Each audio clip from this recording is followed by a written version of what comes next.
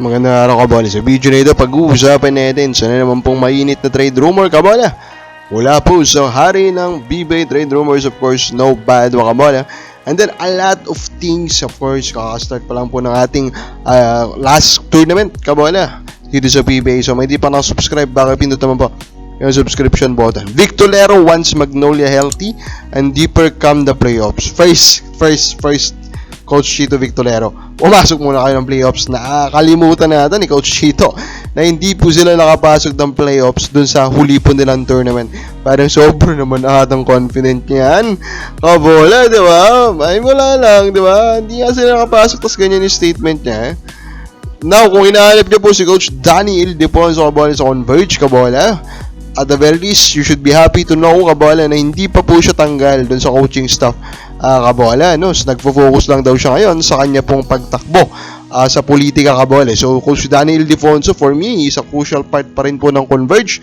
Dapat nilang i-retain, lalo na po that they have a lot of young big men kabola with very high potential kabola. Now, may promo po ang PBA sa mga naipanganak daw po na 1975. May pre-admission daw kayo sa 50th anniversary game kabola. Now, napapatanong na lang ako dito, kabola, bakit hindi pa ito lubos-lubusin kabola, di ba?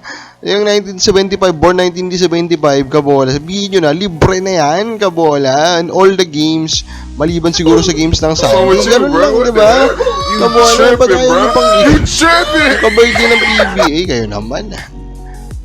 Fajardo believes his record MVP hole will eventually be broken. Kabola, sa balagay mo, kaya bang i-broke to? 8 MVPs kabola.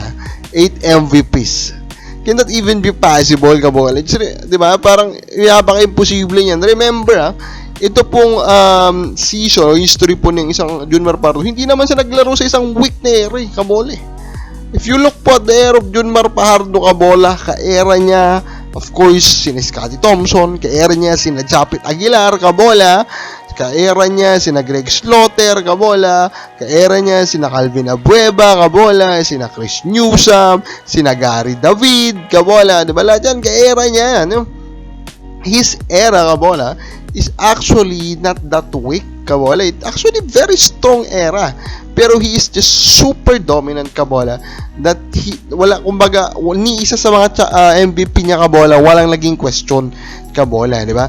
And let us be realistic, ni isa sa mga MVP niya, wala talagang naging isang super solid po na option, kabola, na ibibigyan natin. And that is because he is so dominant, kabola. So in short, kung magkaroon man po ng contender na magbe-break niyan, dapat ganun din dominant.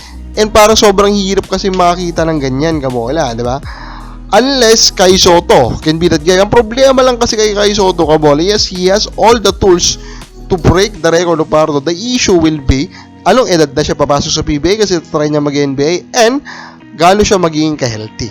Yan yung mga magiging issue dyan.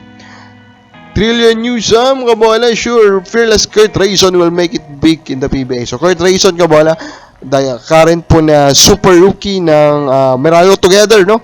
With Cancino, kabola, they're making a name for themselves, kabola. Rayson is a gunner, kabola. Tignan natin, no? Hanggang saan po siya aabot.